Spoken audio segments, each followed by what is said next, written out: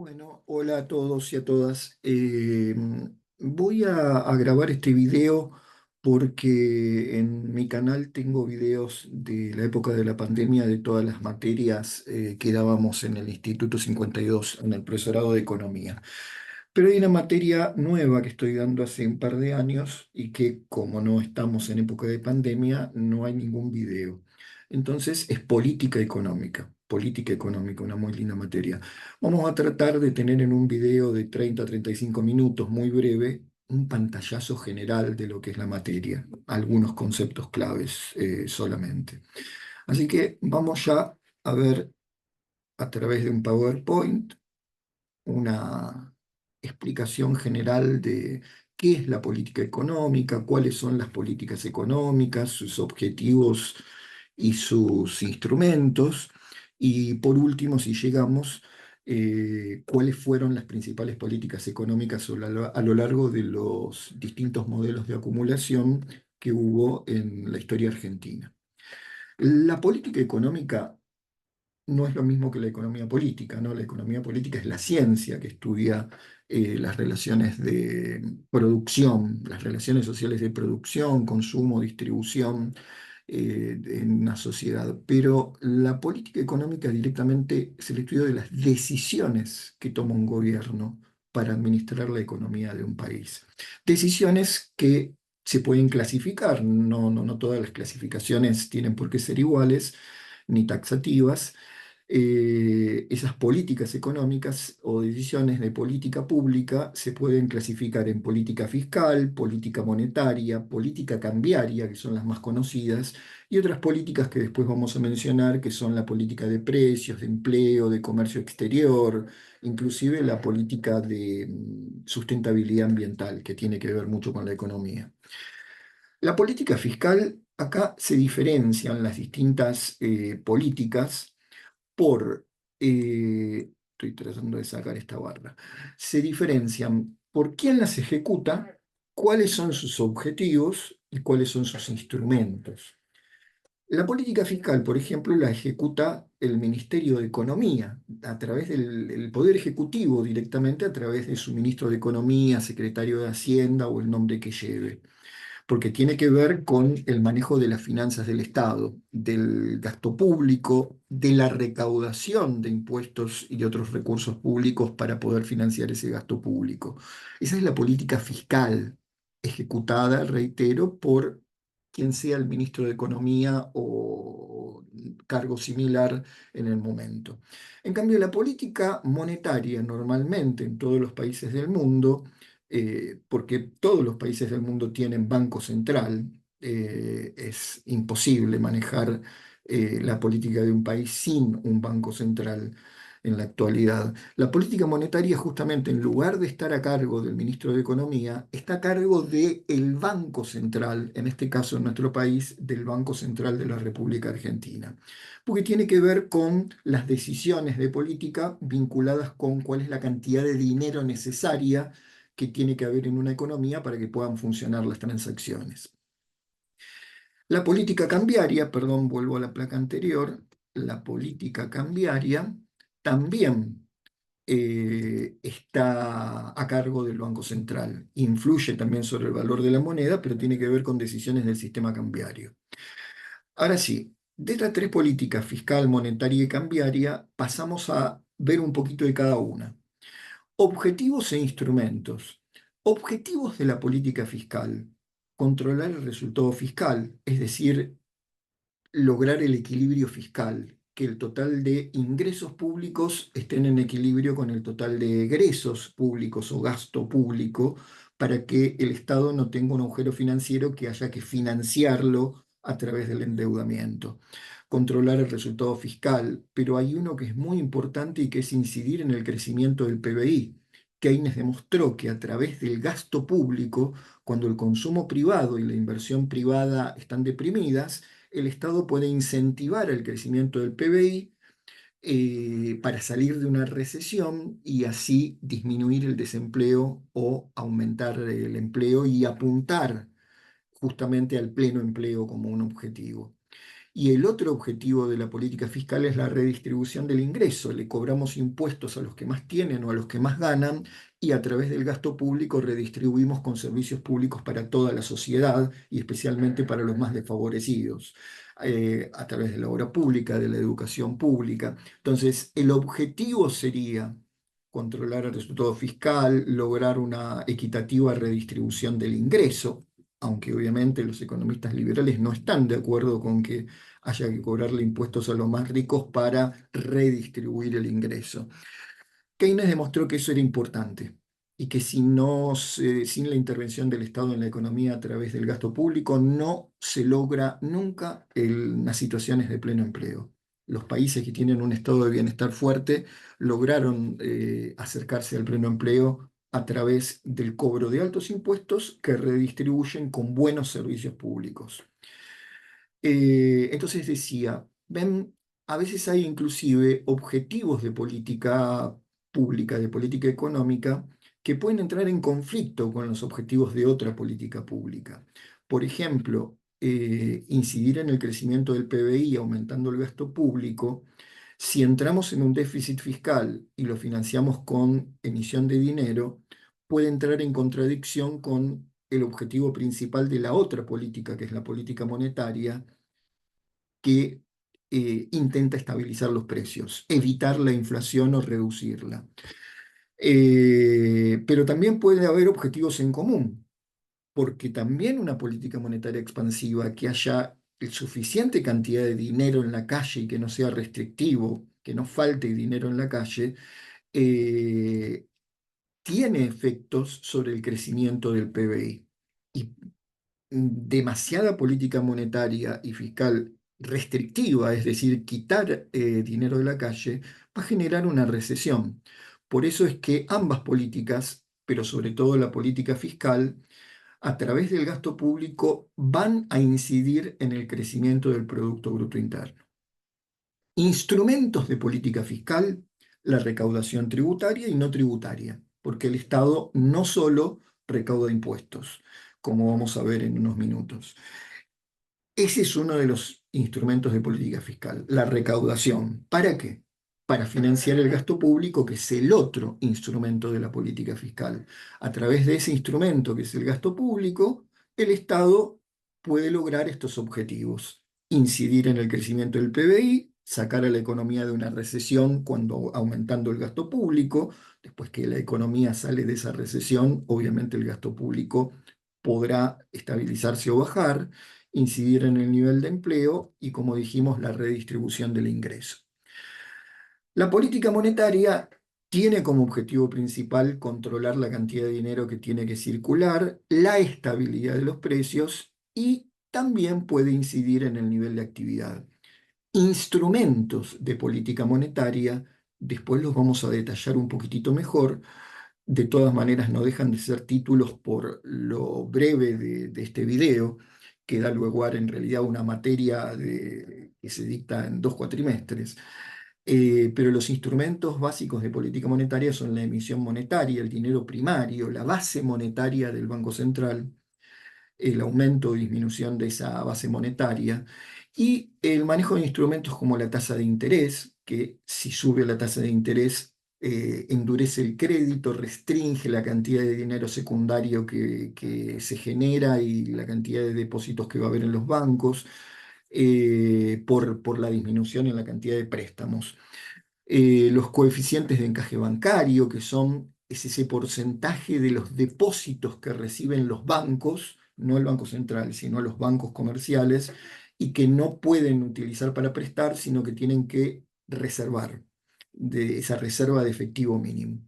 El Banco Central es el que decide cuál es el coeficiente de encaje bancario. El Banco Central decide cuál es ese porcentaje que todo el sistema bancario, bancos privados y bancos estatales, bancos comerciales, de los depósitos que reciben, cuál es ese porcentaje que no van a poder utilizar para su actividad de otorgar préstamos. Y operaciones de mercado abierto con títulos públicos. La política cambiaria, que tiene que ver con la política monetaria, está muy ligada y de hecho también la ejecuta el Banco Central, también influye sobre el valor de la moneda. En Argentina, las devaluaciones de nuestra moneda, el aumento de la cotización de la divisa extranjera suele generar inflación, salvo que nos encontremos en una recesión muy profunda, como en este momento. Y aún así puede generar inflación. Y incidir en los niveles de competitividad externa es también uno de sus objetivos, porque las depreciaciones cambiarias, es decir, las devaluaciones, generan en Argentina el problema de que se traslada a precios, pero, o sea, puede generar inflación, pero esa depreciación cambiaria hace que los exportadores reciban más pesos por cada dólar exportado y que eso les genere un incremento en la competitividad de los efectos de exportar. Obviamente, la competitividad no se logra solamente a través de depreciaciones cambiarias, ¿no? Pero es una forma. Y los tipos de cambio diferenciales, como los que se establecen, por ejemplo, a partir de la aplicación de retenciones a las exportaciones de ciertos productos, también son decisiones de política cambiaria y de comercio exterior.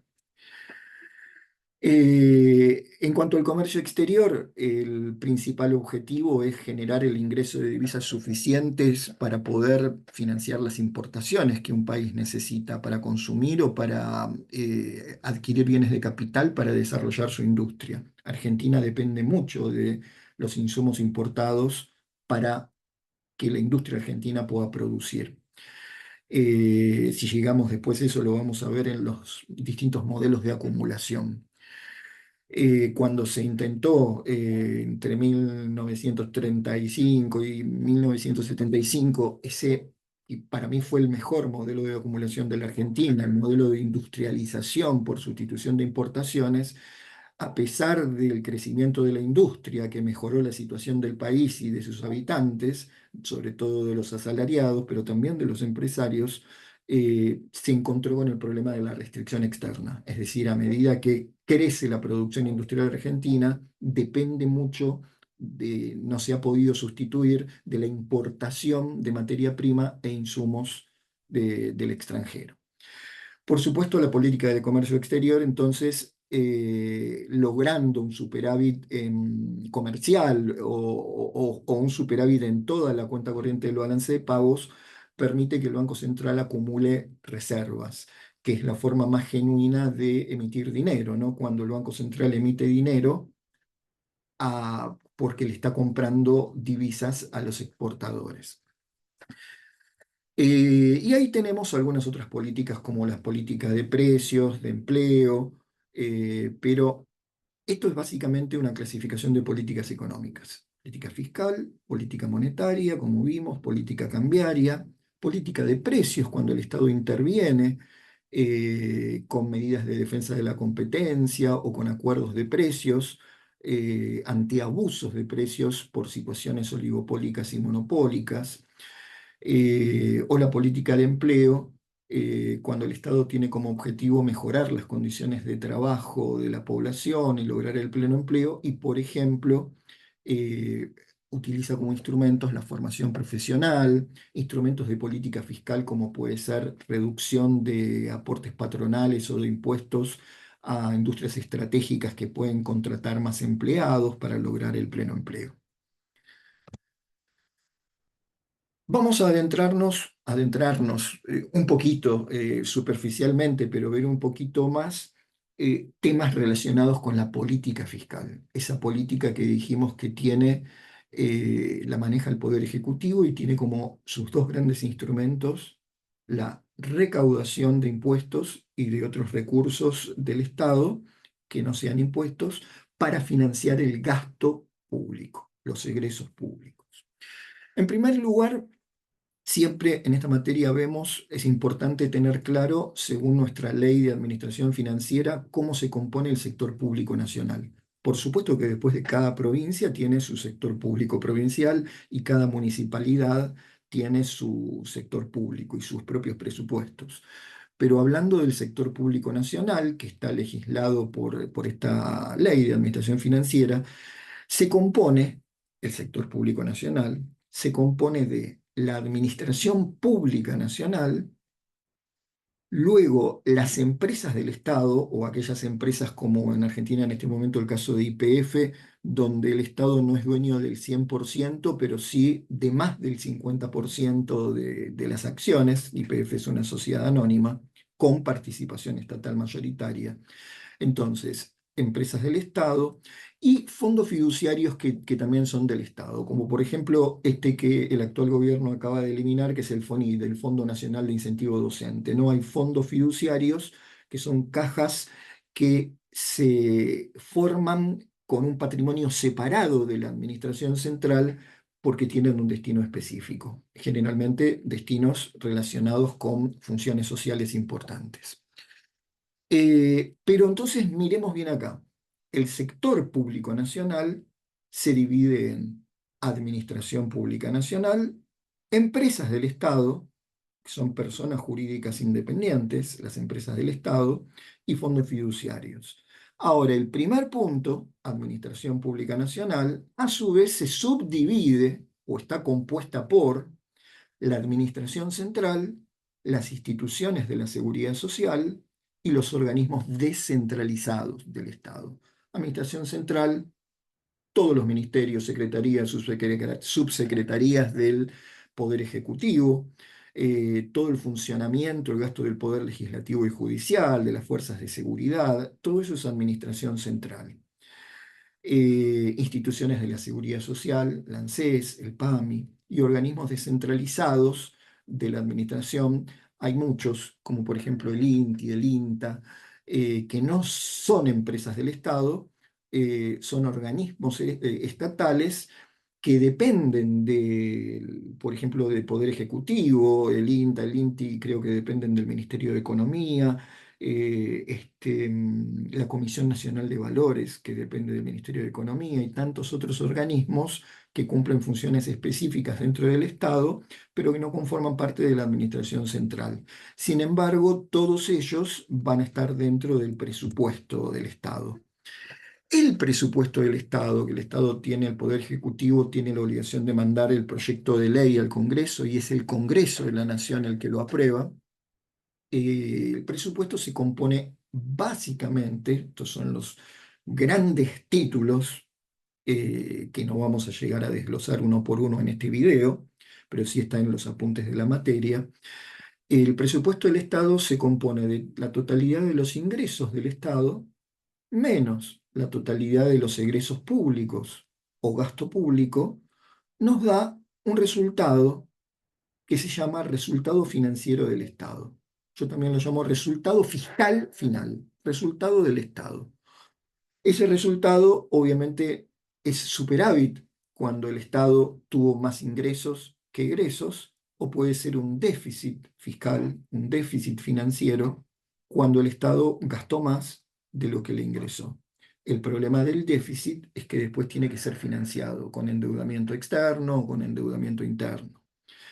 El endeudamiento interno incluye endeudamiento con el Banco Central con la correspondiente emisión de dinero. Entonces, el total de ingresos del Estado menos el total de egresos nos da el resultado fiscal final o resultado financiero. Si a ese resultado fiscal final o resultado financiero le quitamos, o sea, le excluimos, no le incluimos los intereses que el Estado paga por la deuda pública, tenemos un concepto que se llama resultado fiscal primario. Es el resultado del Estado antes de computar los intereses de la deuda pública. Ejemplos de ingresos públicos que se clasifican en ingresos corrientes, aquellos que se reiteran todos los meses o todos los periodos, e ingresos de capital, como por ejemplo los provenientes de la privatización de empresas públicas, ingresos que vas a tener una sola vez y que después no se repiten. Entonces tenemos ingresos corrientes e ingresos de capital si vemos el presupuesto. Dentro de los ingresos corrientes tenemos, como se ve acá, recursos tributarios, es decir, impuestos directos como el impuesto a las ganancias, que es la columna vertebral del sistema impositivo de los países más avanzados, o impuestos indirectos como el IVA, impuestos que se trasladan hasta el consumidor final y que son, lamentablemente, la columna vertebral de los sistemas impositivos de los países que todavía no somos países avanzados.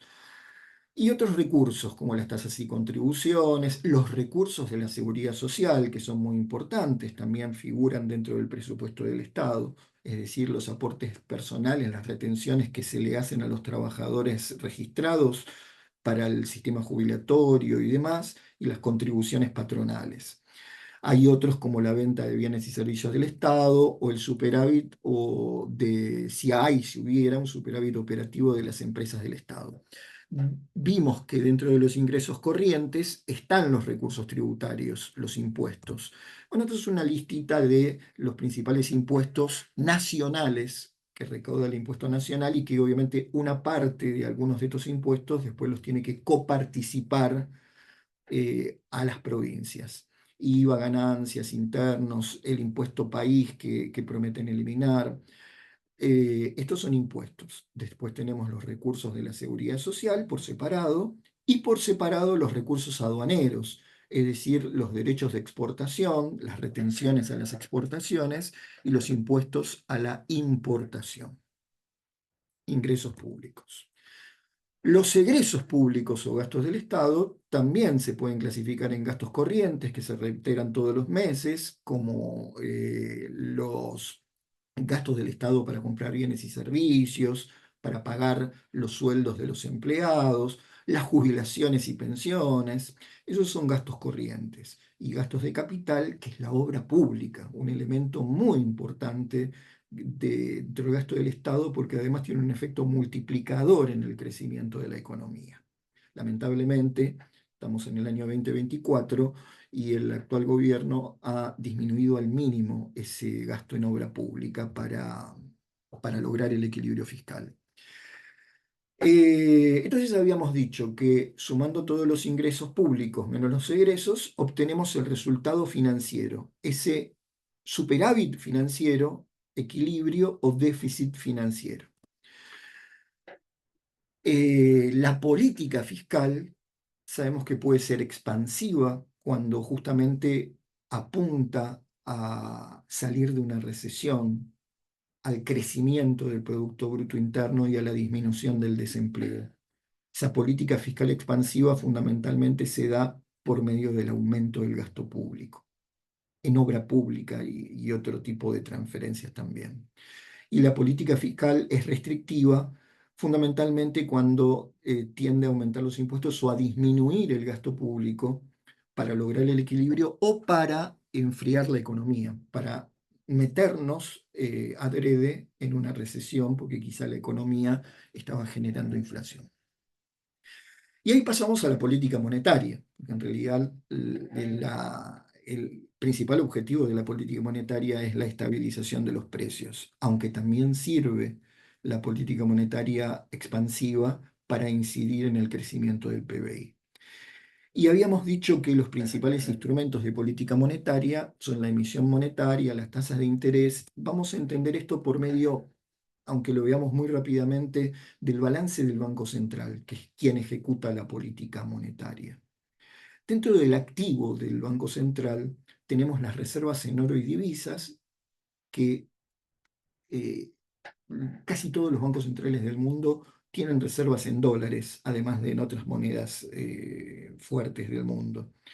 Entonces, cuando en Argentina los exportadores, supongamos un exportador agropecuario, exporta por 100.000 dólares, esos dólares que ingresan al país, los liquida, los vende al Banco Central, el Banco Central acumula reservas dentro de su activo y a la vez aumenta su pasivo porque emite los pesos necesarios para pagarle, para comprarle esos dólares a los exportadores. Y a la inversa con los importadores, ¿no? Porque los importadores requieren de divisas que aunque las compren a través de un banco común, un banco comercial, terminan saliendo de las reservas del Banco Central.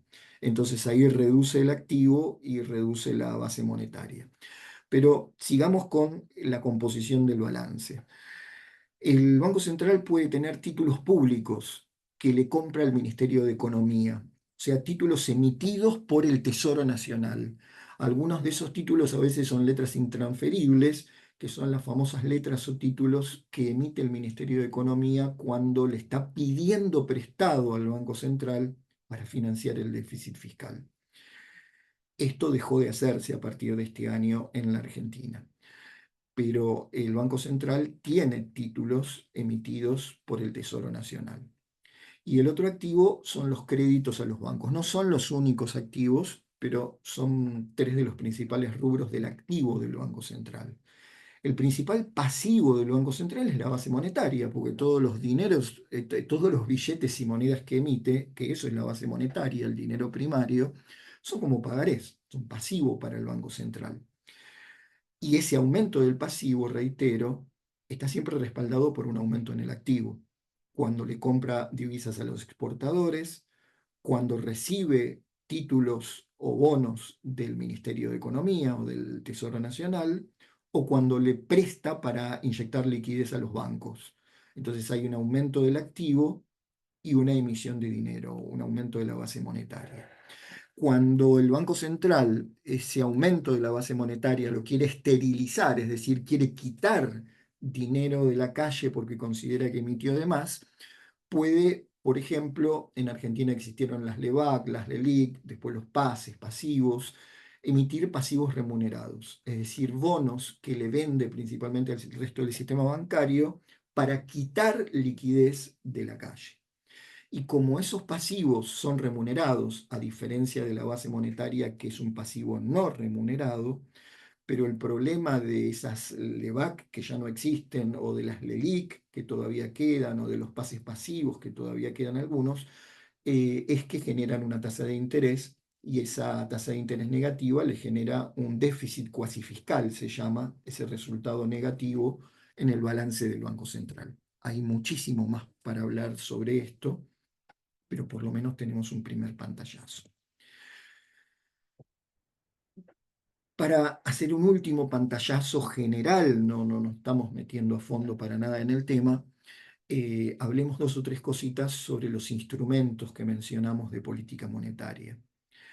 Dijimos que el Banco Central es quien decide cuáles son los coeficientes de encajes, es decir, ese porcentaje de los depósitos que recibe el sistema bancario y que no puede prestar.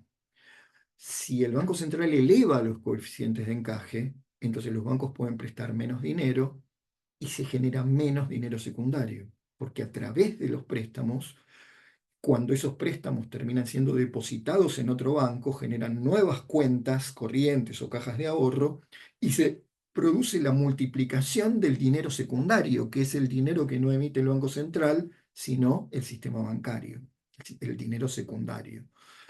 Entonces, la oferta monetaria, la cantidad de dinero que está disponible en la calle para transacciones, que ya no es solo el efectivo que está en circulación, sino que es también todo el dinero secundario, el Banco Central lo puede regular a través de estos instrumentos como son la manipulación de los porcentajes de encaje, la tasa de interés u otras, como mencionamos hace un ratito, la emisión de letras o de pasivos remunerados que hacen una política monetaria restrictiva para esterilizar, para quitar parte del dinero que el Banco Central emitió cuando considera que tiene que haber menos dinero.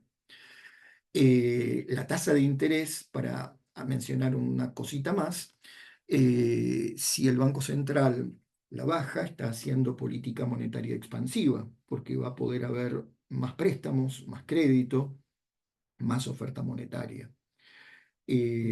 Cuando la tasa de interés se sube, estamos haciendo política monetaria restrictiva y eso tiene como efecto la disminución de la oferta monetaria.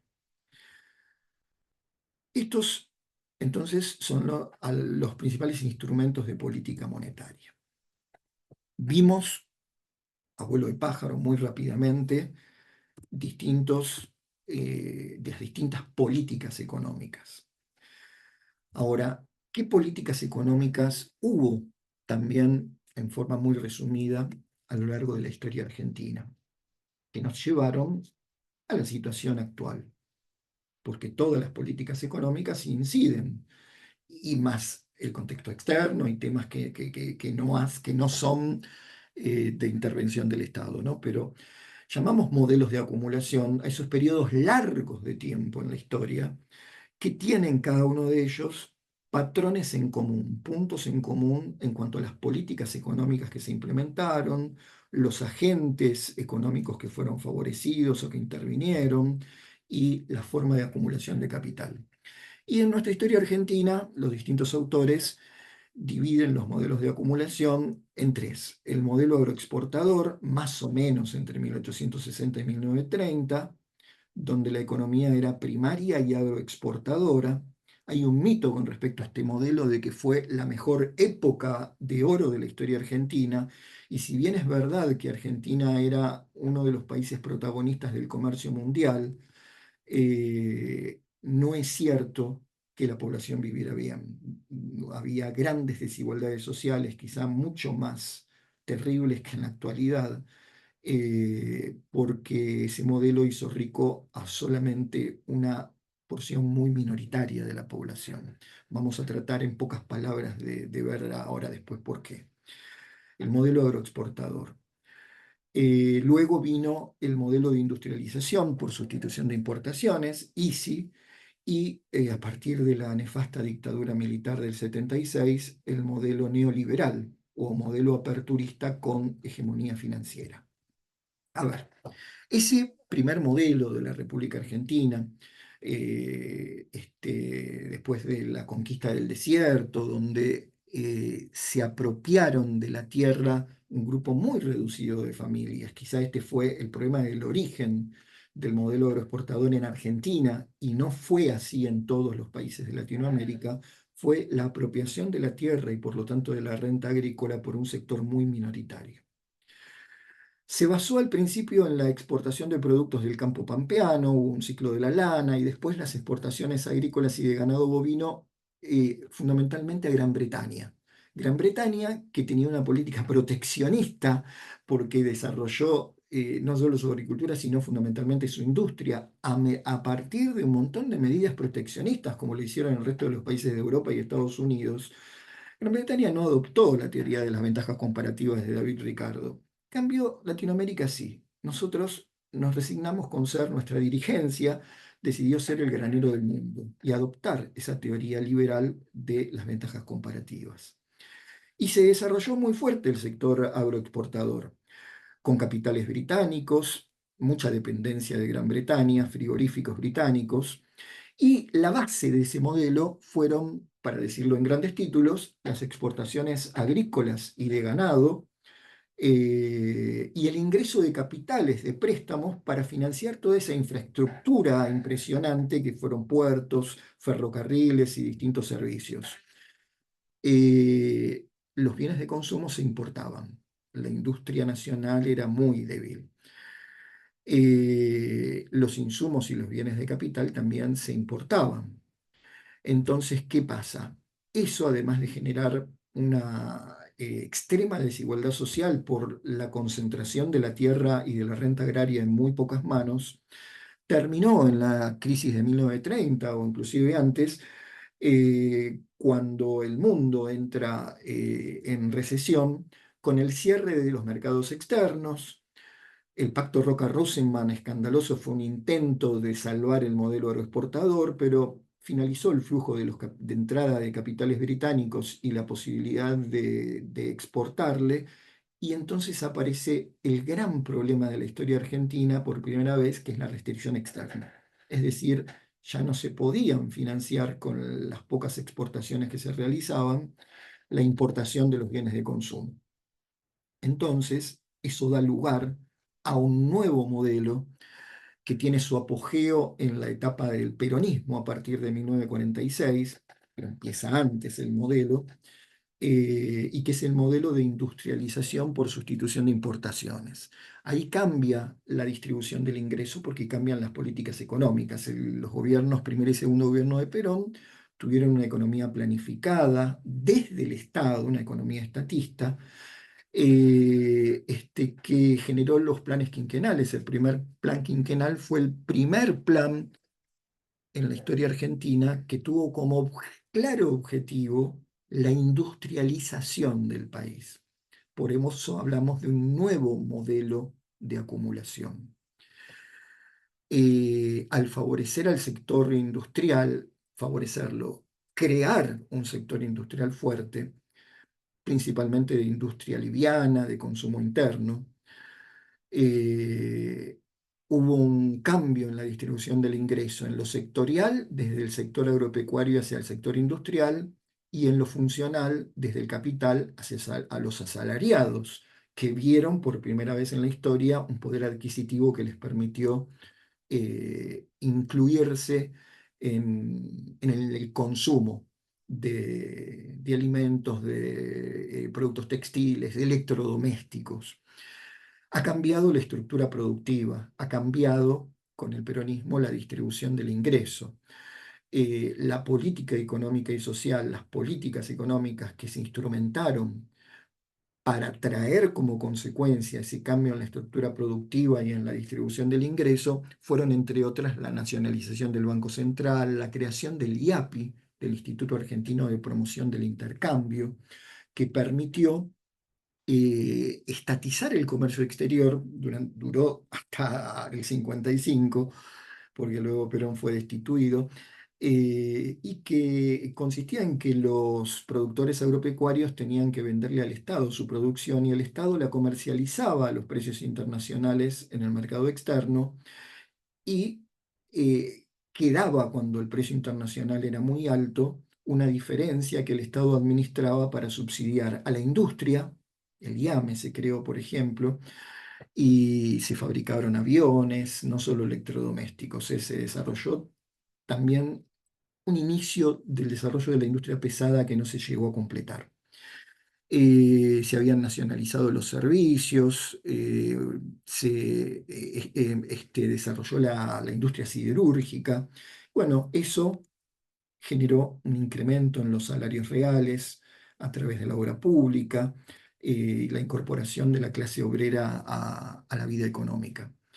Pero reaparece al no desarrollarse la industria pesada y seguir dependiendo en gran parte de las exportaciones agropecuarias para financiar la compra de energía, de insumos y de algunos de los bienes de capital, reaparece la restricción externa, ¿sí? Cuando las exportaciones de esos bienes primarios no alcanzan para financiar, perdón, las exportaciones de los bienes primarios no alcanzan para financiar las importaciones de los bienes de capital y de los insumos necesarios para ese desarrollo industrial que se dio en la Argentina por primera vez en esta época. Hubo un segundo plan quinquenal que intentó atraer capitales extranjeros para solucionar el problema de la restricción externa. Ya se había empezado antes a desarrollar la industria del acero, metalmecánica, petroquímica, automotriz, pero continuó el problema de la restricción externa, porque además hubo cambios en la política económica cuando se destituyó a Perón. Sin embargo, hubo una segunda etapa de este mismo modelo sin el peronismo. Una segunda etapa entre 1955 y 1975 del modelo ISI, del modelo de industrialización por sustitución de importaciones. Y hubo distintos gobiernos, radicales, militares, pero tomemos como ejemplo el gobierno de Frondizi, desarrollista, que también tuvo como objetivo de política económica enfrentar la restricción externa mediante la entrada de capitales extranjeros y continuar con ese proceso de industrialización y de desarrollo incluso de la industria pesada y lograr el autoabastecimiento energético que momentáneamente lo logró con los contratos de YPF con empresas extranjeras. Pero mucha de la inversión extranjera que entró a la industria se dedicó justamente a la industria que ya estaba desarrollada, a la industria liviana. Entonces, al quedar incompleta el desarrollo de la industria pesada, no se resolvió y al remitir utilidades al exterior, estamos hablando de esa inversión extranjera directa, no se solucionó el problema de la restricción externa. Aparece ese gran problema de la Argentina que no es el déficit fiscal, sino que es el déficit externo, el problema del déficit en la cuenta corriente del balance de pagos. A pesar de ese problema, es importante destacar como una de las conclusiones que al finalizar el modelo ISI en 1975, la distribución del ingreso había llegado a ser en Argentina un 50% para el capital y un 50% para el trabajo. Nunca había sido tan alta la participación de los asalariados en la distribución del ingreso. Lamentablemente, en 1976 se produce el golpe de Estado. Hubo muchos golpes de Estado en la historia, pero el más sangriento quizá de la historia argentina, y hay un cambio total, no solo de política económica, sino directamente de modelo de acumulación. Pues este gobierno, que empezó con el Videla como presidente y Martínez de Oz, su ministro de Economía, además de haber sido genocida, comprobado en los juicios a las juntas militares ya en 1985, cuando entramos en democracia con Alfonsín, además de haber sido genocida, de haber violado todos los derechos humanos, tuvo una política económica que destruyó y tuvo la intención de destruir la mayor parte del tejido industrial que había sido construido en el modelo anterior. Se desregularon los mercados de capitales, se prohibió la actividad sindical para disminuir el salario real, se liberaron los precios, se quitaron las retenciones al sector agropecuario, durante un tiempo se fijó una tablita a través de la cual el dólar se mantenía estable y evolucionaba muy por debajo de la inflación. Eso generó apreciación cambiaria, que junto con la apertura indiscriminada de importaciones, la industria argentina no pudo competir y se cerraron las industrias y eso también generó desempleo, además de generar endeudamiento externo privado y público, y también hubo transferencias de endeudamiento privado al Estado, el origen de la pesada deuda externa que hoy tiene la Argentina. Favoreció la especulación financiera, la fuga de capitales y, por lo tanto, entonces, desde lo sectorial, una transferencia de ingresos del sector industrial hacia el sector agroexportador, y acá habría que poner hacia el sector financiero, porque era más rentable especular en el sector financiero que producir. Y en lo funcional, una transferencia de ingresos desde el sector asalariado hacia el sector del capital financiero. En 1983 retornamos a la democracia, y haciendo un salto grande en la historia, en el 89 el gobierno democrático que asume es el gobierno de Carlos Menem, que retoma estas políticas neoliberales y aplica a fondo el consenso de Washington: liberalización de tasas de interés, del comercio internacional, de entrada de capitales extranjeros sin ningún control, privatización de las empresas del Estado, que no lo había hecho el gobierno militar.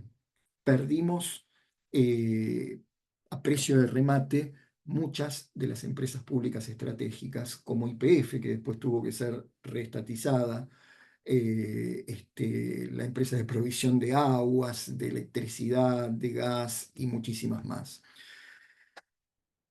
Se privatizaron entonces empresas públicas a precio de remate. Nos endeudamos. ¿Por qué? Porque además de tener déficit comercial por la liberación de las importaciones, Domingo Felipe Cavallo estableció, para acabar con la inflación, para bajar la inflación, un plan de convertibilidad que implicaba que un peso era igual a un dólar y que la persona tenía libertad absoluta para cambiar cada peso por un dólar. Pero para poder que funcionara durante 8, 9, casi 10 años este plan de convertibilidad con este tipo de cambio fijo, cada peso tenía que estar respaldado por un dólar en las reservas del Banco Central. Y por lo tanto, como esas reservas no se lograban de manera genuina a través de exportaciones, se conseguían a través del endeudamiento externo, terrible endeudamiento externo. La época de Menem, y hasta acá vamos a llegar en este video, trae como consecuencias principales la pérdida de empresas públicas en sectores estratégicos para el desarrollo económico del país, el aumento fenomenal de la deuda externa, el aumento de la concentración del capital en pocas manos, tanto cierre de pequeñas industrias y comercios que la época de los grandes supermercados, de los grandes capitales extranjeros que compraban las industrias nacionales, de las grandes transnacionales. Entonces eso implica un cierre de, como dijimos, de pymes industriales, una mayor concentración económica y extranjerización de la economía, porque perdemos muchas empresas de capital nacional que son absorbidas o compradas por empresas de capital extranjero. Y todo eso, fundamentalmente la desindustrialización, generó serios problemas de desempleo y una tasa de desempleo superior al 20%, como nunca se había visto en la historia argentina. Hay mucho más para hablar. Vamos a dejar acá como un pequeño pantallazo de la importancia de las políticas económicas y las distintas políticas económicas que hubo en Argentina en los distintos modelos de acumulación.